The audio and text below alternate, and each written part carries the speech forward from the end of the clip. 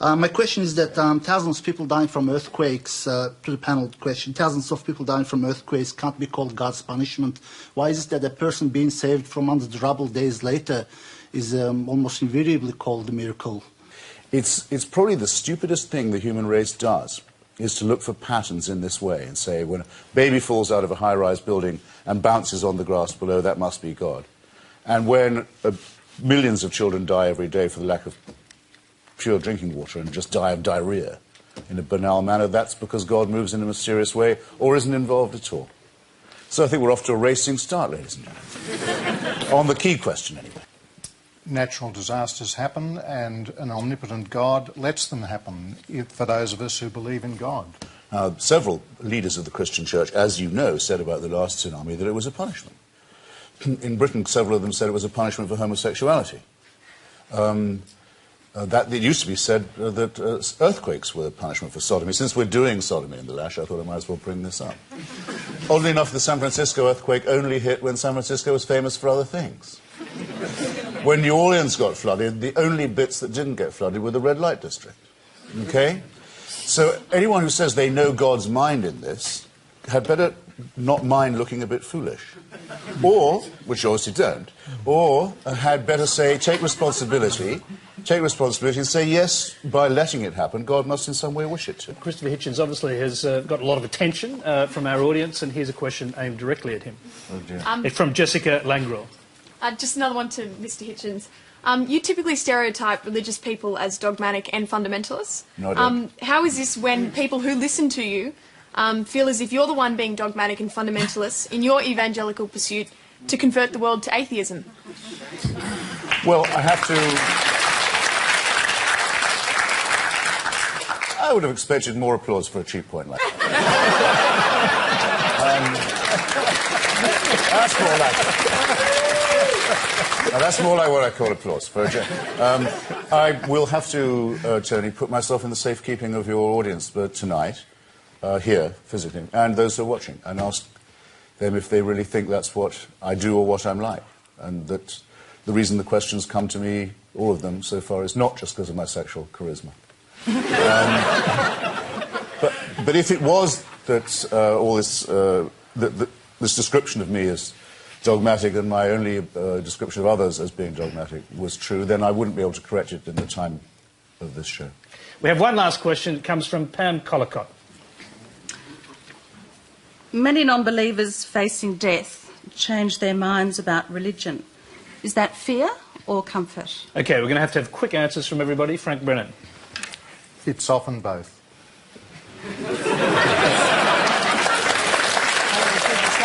Anne Henderson. I would say exactly the same. It's, again, what I said before. Where there is no meaning, people find God. And that's their comfort. There's even supposed to be a God gene, I think someone thought of. And I don't understand it totally, and some part of me does. So, you know, I would say I agree with Frank. It's fear and comfort. Wally Daly. Well, let's not ignore it's a perfectly rational decision to make at that point.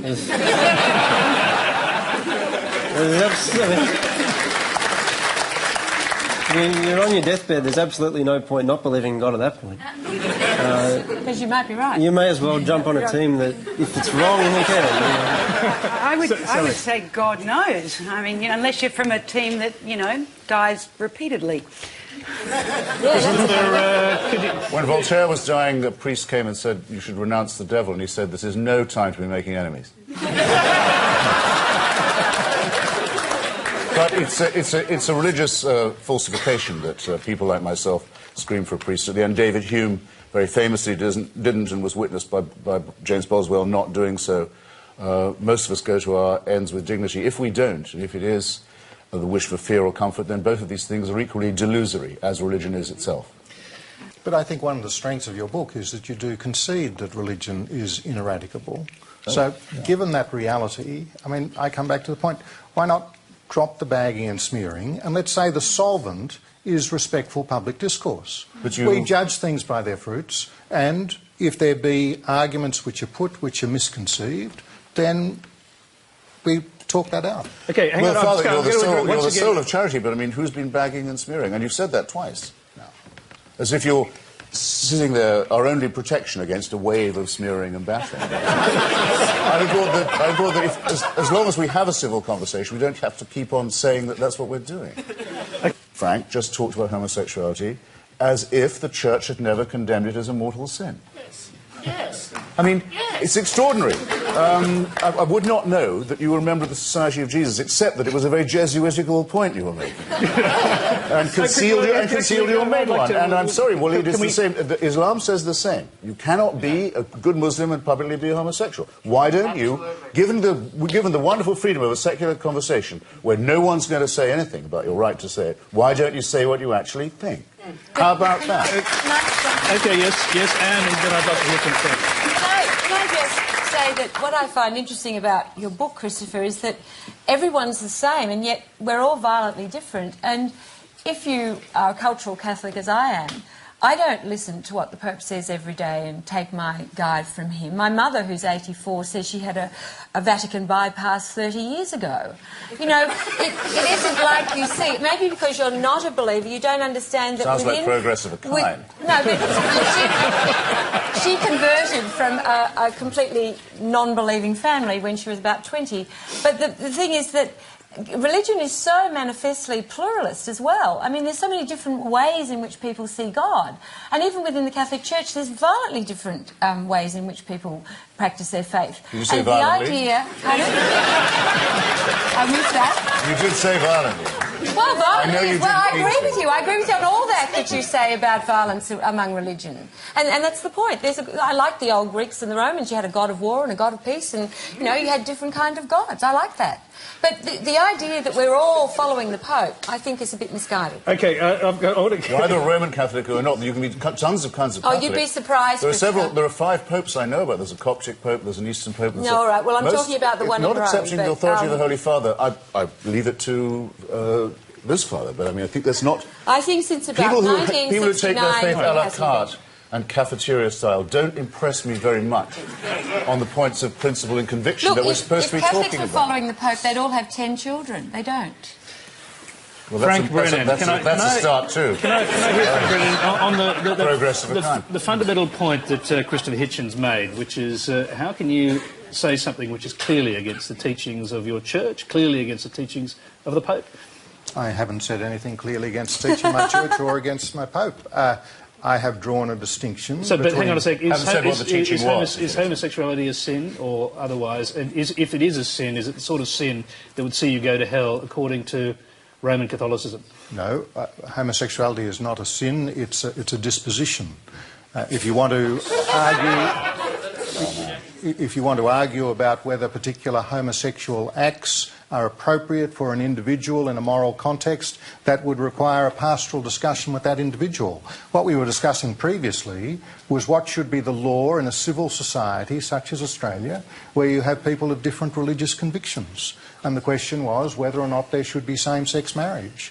Now, that is not an issue which is resolved by determining what the Catholic Church says to its own members it regards as moral or immoral. They're quite distinct questions. So on any question, whether it be homosexuality or it be anything, you will find a position that the majority take. And on the question of homosexuality, undoubtedly, if you took a poll in the Muslim world, you would find that most people would consider it sinful behaviour.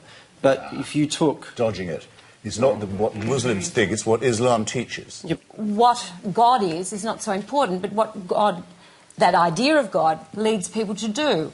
When the New Orleans tragedy happens, one of the most heroic acts was the way the Salvation Army was there on the spot the minute it happened. I spent 3.5 years going to Villawood Detention Centre and got very much involved, as Frank did, with the so-called illegal people that came to Australia without visas and trying to get them visas.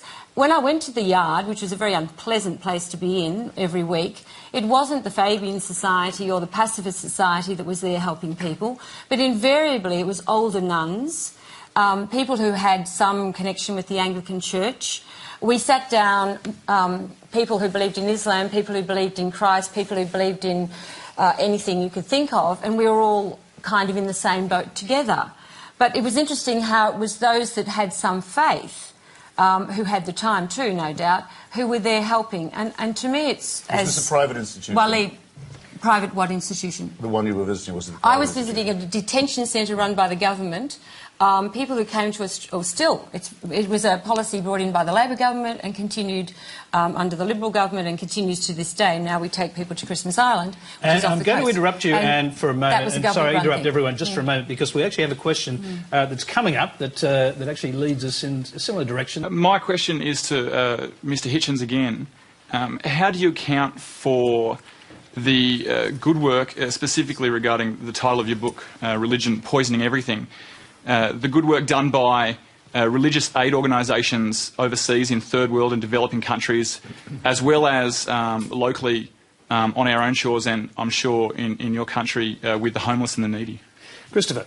This is why, towards the tail of the last question, I asked the lady from the Sydney Institute whether these institutions you're talking about... I'm Anne. Well, I don't know you well enough yet. I'll just introduce myself. Perhaps we'll be more bonded by the Some end would of say not much of a lady. We'll be more... we'll be more intimate by the end None of of us would say that. Well, I know people who would. It's just not the way I was brought up. Perhaps by the end of the show we'll be more intimate. Well, I asked her about... Because she wasn't content just to say religious people volunteer for charity, as if that was news to anybody. But she had to couple it with a smear against Fabianism and social democracy. Now, as a matter of fact...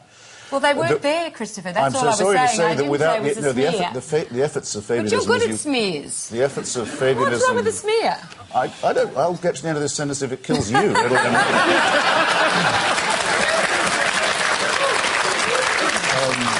The efforts of socialists and social democrats to make sure that things like education and health do not depend upon private charity given by rich people and religious institutions to the deserving poor are the reasons why a lot of it's taken care of, because it's taken care of. Hang on, I wasn't we have welfare and... But just a minute, there's another smear. I wasn't a rich person giving charity where it wasn't gone. And you have to understand the problem. I didn't say that you were. Well, it seemed to come across that way. I didn't even imply that you were. No, the efforts of Fabianism and social democracy, socialism, were to make sure that these things didn't depend on the voluntary whim. Yeah, but they don't do that now. Or the idea of the deserving poor. Now, that's the first point. About the second point, well... Because it's so taken for granted now, I love to remind people, actually, that was a long time ago. meant social political action, as you quite correctly say, and I can help you out here by emphasising it, quite a while ago. That's why I said not to forget it. Now, to the point about religious activism, isn't it true, haven't you all heard, that Hamas does so well because it supplies social services? Are you going to say that it's the same is true for Hamas and Islamic Jihad? Never mind that they're religious, they distribute services where otherwise there'd only be secularism and corruption. Well, if you want to claim that, you can't just claim the charitable part of it, it seems to me. Mother Teresa, endlessly praised for work that most of the time she actually never did. I went to watch her very closely in Calcutta. You don't mind that she thinks that what Bengal and Calcutta mainly needs is a campaign, a clerical campaign, against birth control and family planning. Has anyone here ever been to Bengal and concluded that's what it really needs?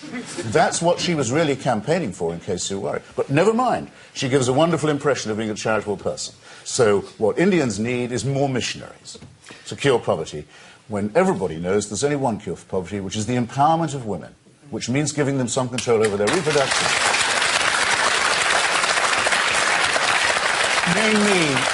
You name me a Catholic or Muslim charity that goes into the fields determined to secure the empowerment of women. Well, and you'll have the ghost of a point. Let's see if Frank Brennan... Up till now you don't. Let's see